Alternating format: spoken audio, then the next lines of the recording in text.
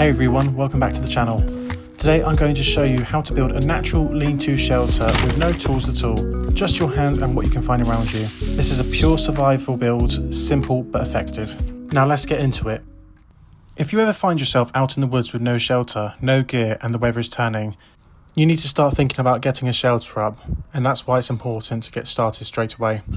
Now in most lean-to builds you find a long ridge pole and support it between two trees, but today I've got lucky. This tree has fallen perfectly across another, giving me a strong, stable main frame to work with. That saves a lot of time and effort. Always check it's solid. If it's wobbly or could come down, you don't want to risk using it. The first thing I'm going to do is clear the area where I built, removing any sticks or logs that could get in the way or damage my shelter. But keep anything that might be useful for the shelter aside just in case.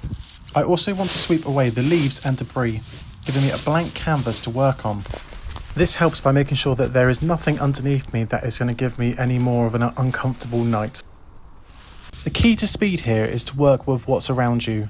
I'm collecting a mix of long sticks that are for the main support and smaller branches to fill the gaps. If possible, grab ones with leaves or pine needles still attached. They add instant coverage. While collecting, look on the ground first to save some energy. Dead wood that is still strong is lighter and easier to work with. Avoid rotten, crumbly wood as it won't hold weight.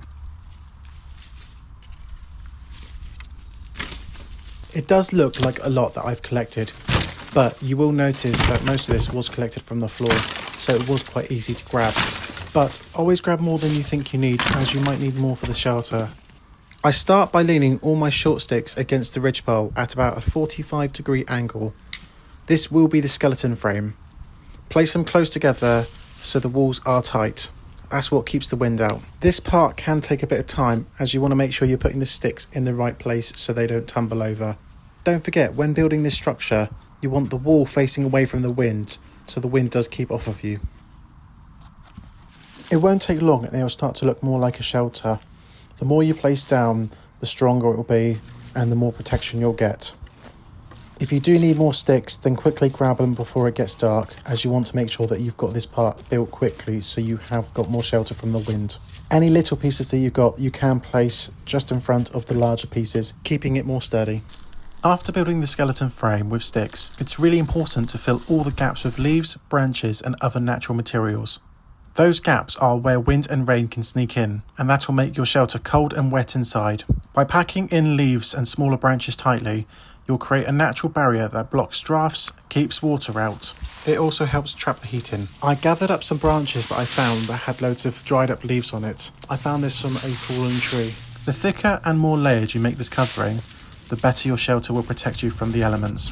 I start by placing them on my shelter bit by bit until I start to get more of a covering and it starts to look more protected.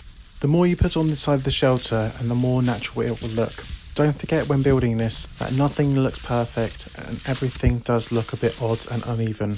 No placement is the right placement, just pop it somewhere where it will benefit the shelter.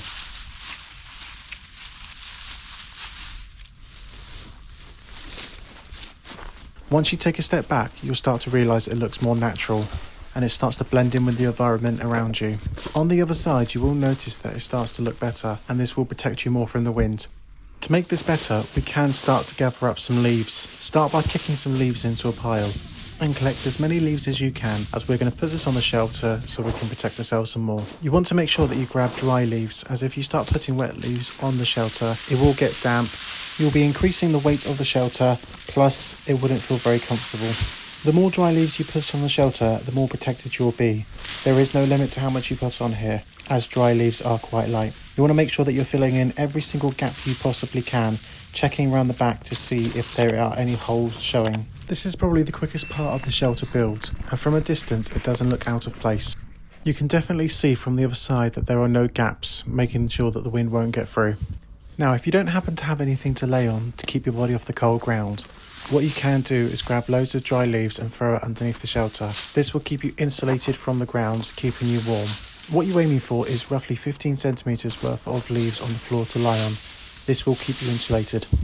And yes, I know what you're thinking, bugs. But This will be the least of your concern, as all you want to do is make sure that you are safe and comfortable for the night. So you most likely will get bit. This is worth the risk though, as you will have a more comfortable night. What I like to do is I like to pile more leaves where my head will be, just so it can keep me a bit more elevated and make me more comfortable.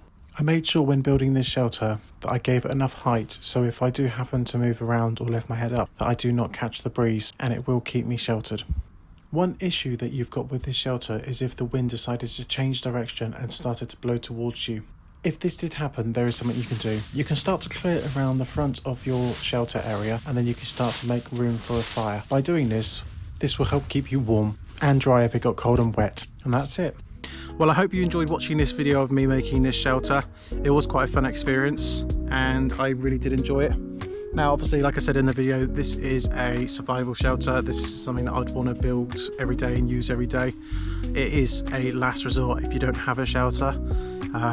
Like I say, this is good for if you want to keep the wind off you, but not good for the rain. If you would like to see me test out this shelter in a real situation and sleep in it overnight, then drop a comment down below and I will certainly give it a go.